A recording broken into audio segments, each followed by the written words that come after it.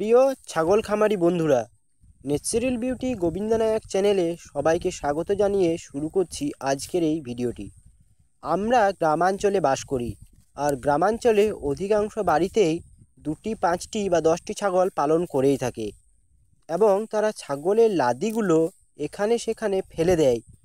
এবং আমি আজকে এই ভিডিওটিতে দেখাবো আমি আমাদের ছাগলের লাদিগুলো এখানে সেখানে না ফেলে একটি নির্দিষ্ট জায়গায় জড়ো করে কেমনভাবে জৈব সার হিসাবে ব্যবহার করে বিভিন্ন ধরনের ফসল ফলায়।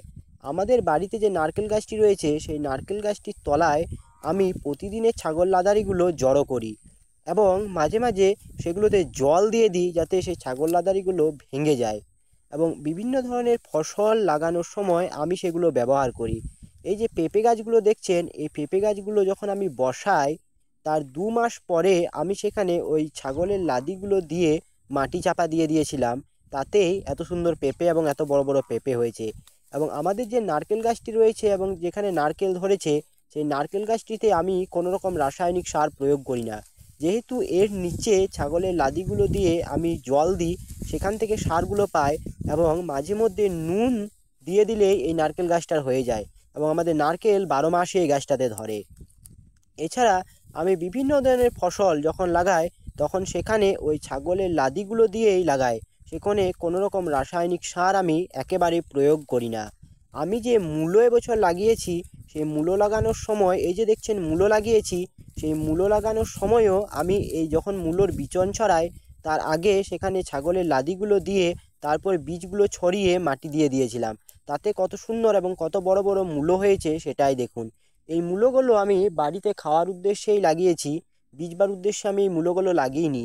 দেখুন কত সুন্দর এবং কত বড় বড় মূলো হয়েছে। এবং এখানে কেবলমাত্র ওই ছাগলের লাদিই ব্যবহার করা হয়েছে, কোনো রকম রাসায়নিক সার আমি একেবারে ব্যবহার করিনি। আমি দেখেছি অ্যামাজন, ফ্লিপকার্টের মতো সাইটগুলো থেকেও ছাগলের লাদির তৈরি সার তারা বিক্রি করে থাকে।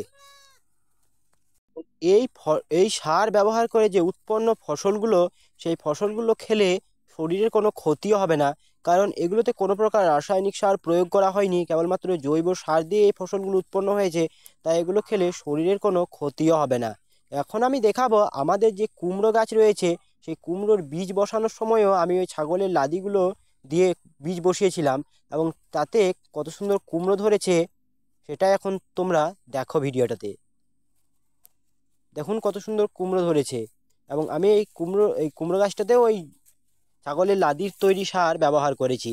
এছাড়া আমাদের যে পালং শাক, পনকার শাক লাগিয়েছি আমি, সেখানেও আমি ওই ছাগলের লাদি ব্যবহার করেই সেখানে লাগিয়েছি। সেখানে কোনো প্রকার রাসায়নিক সার আমি একেবারে ব্যবহার করিনি। এই যে পালং শাক, পুনকার শাক আমি লাগিয়েছি, সেগুলোতে আমি ওই ছাগলের লাদিগুলো দিয়েই বীজ ছড়িয়েছি। যখন বীজ ছড়াই তখন ছাগলের লাদিগুলো দিয়েই আমি বীজ ছড়িয়েছি এবং সেখানে কোনো প্রকার রাসায়নিক সার আমি একেবারে প্রয়োগ করিনি এবং সেখানে কত সুন্দর হয়েছে সেগুলোই দেখুন।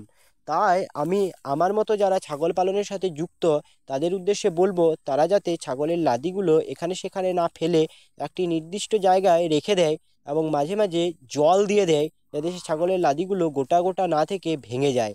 এবং যে কোনো ফসল লাগানোর সময় তাতে এই ছাগলের লাদির তৈরি সার ব্যবহার করলে সেই ফসলগুলো কত সুন্দর হয় সেটাই তারা দেখবে।